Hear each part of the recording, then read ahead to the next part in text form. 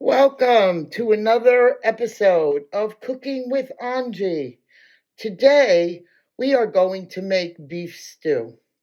Okay, so in front of you, you see I have a bowl, and it's got flour in it, and I'm going to season that flour, and that's going to be for my meat. So, I'm going to tell you, I don't measure, so I'm going to put a little salt, pepper, ground black pepper. This is to taste.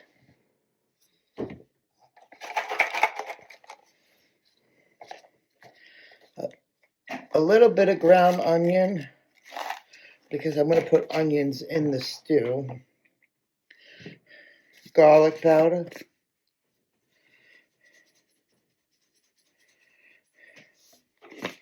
I don't know, maybe like a quarter to a half a teaspoon. Parsley. I just bought it. See, it was on sale.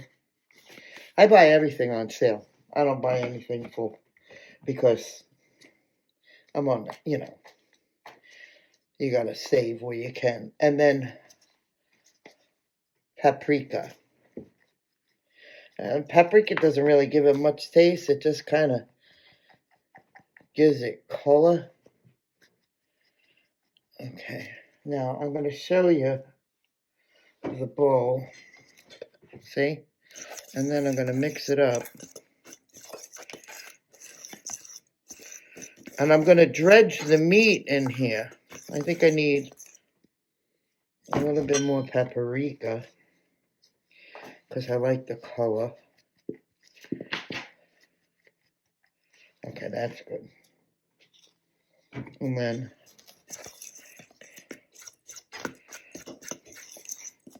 see?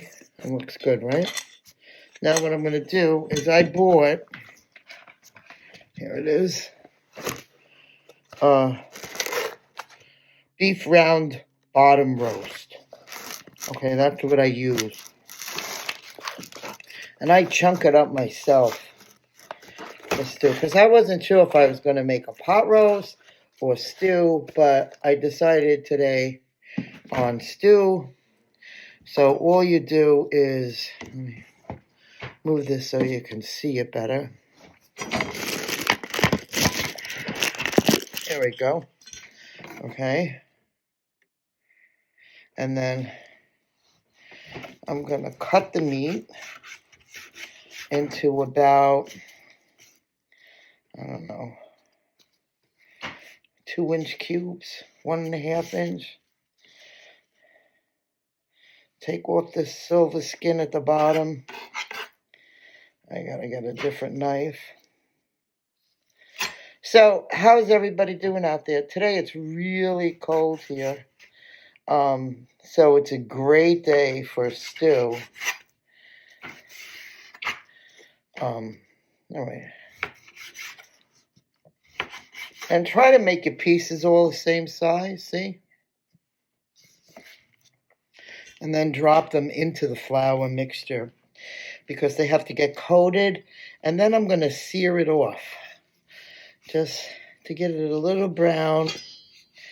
And then I'll deglaze the pan with red wine. If you don't want to use red wine, balsamic vinegar is a good alternate to wine for anybody who may not want the wine.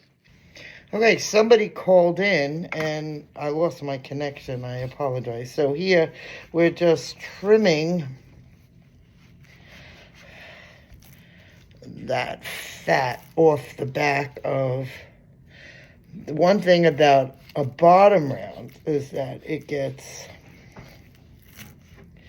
has a big fat piece on the back, on the bottom, which I trim off. I guess some people leave it on,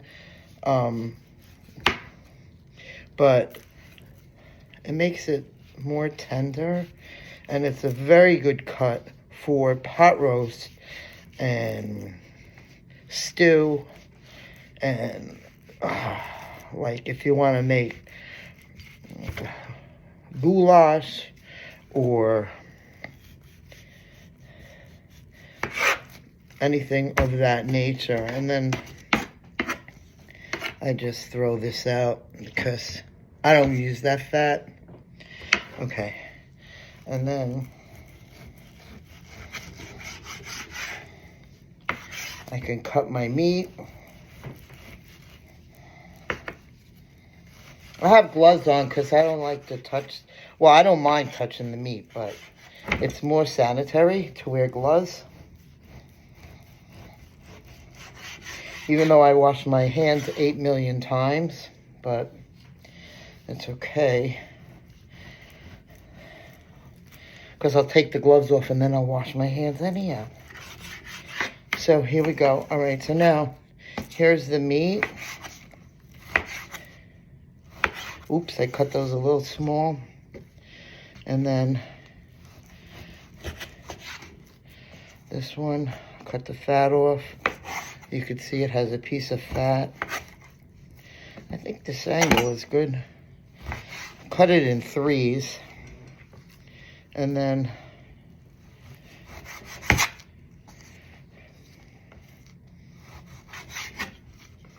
again, I try to get the meat all the same size. Okay, it will shrink when you cook it. So if you want to make it a little bigger, if you like it a little smaller, however you like it, you do what you want to do. Okay, however it is, however you and your family will enjoy it. Or just you, or you and your significant other, or whatever. Oops, I got flour all over the table. All right. These look like little thick steaks, right? It's nice. All right. And then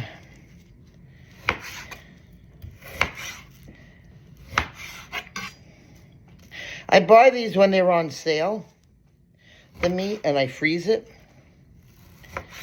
I should have, well, like I said, I wasn't sure if I was going to make it a pot roast or stew. So I left it whole. But if I know I'm going to use it for stew, I'll cut it up prior to freezing it. And then I'll freeze it. But I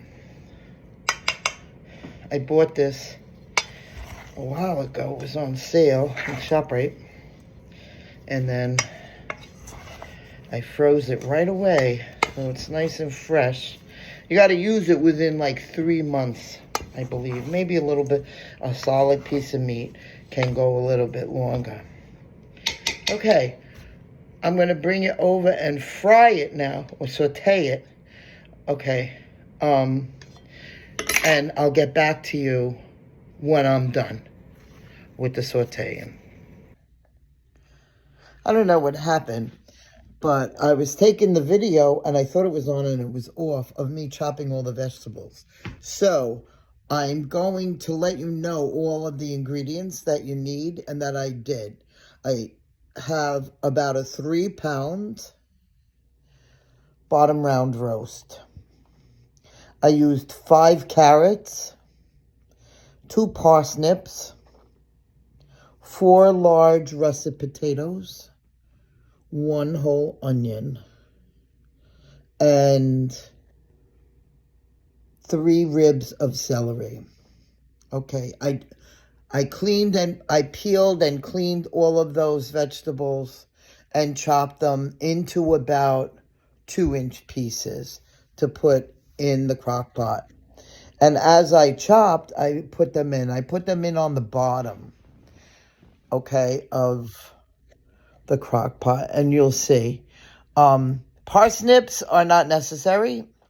It's just that I had them from another recipe, so I didn't want them to go bad, so I used them. They had a nice flavor. It's like a carrot, a little bit of a carrot. It's a nice root vegetable. And then at the end, I'm going to add corn, but you can add peas. A lot of people add peas. You could add mixed vegetables.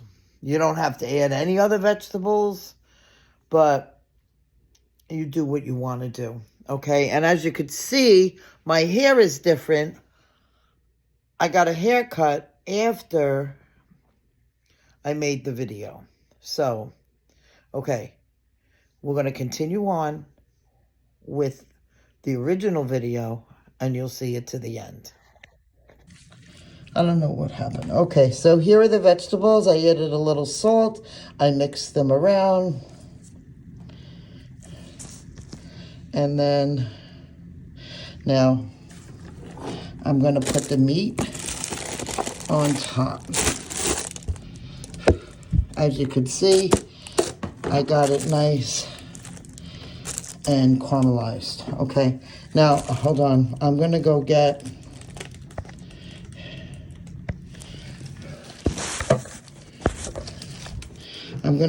the,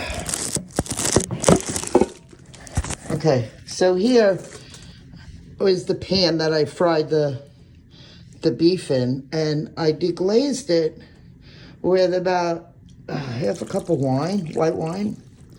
Again, you could use wine, or you could use balsamic vinegar.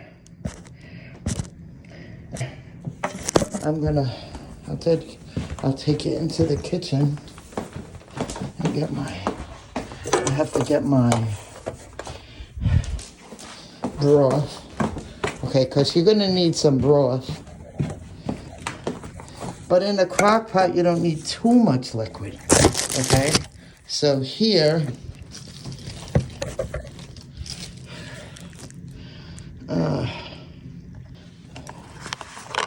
I'm going to add, I don't know, another cup of, I use beef broth, low salt. Okay, I have my bay leaf. And I want a nice one. Maybe I'll put 2. Okay? And then I'm gonna stir it up a little bit. I use a bag in my crock pot. And I'm gonna tell you, it saves it from having to clean it. Okay, so there you have it, folks. All right, maybe it needs a little more liquid. Okay.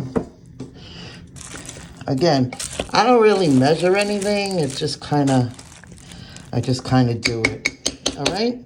So there you have it. Beef stew. I will post a picture of the finished product later on tonight. This is going to take about 6 to 8 hours. Well, I'm going to start it on high. It'll probably take about 5 hours. All right. Thank you for watching Cooking with Ongee, making beef stew. Click the like button below, and don't forget to subscribe. Enjoy.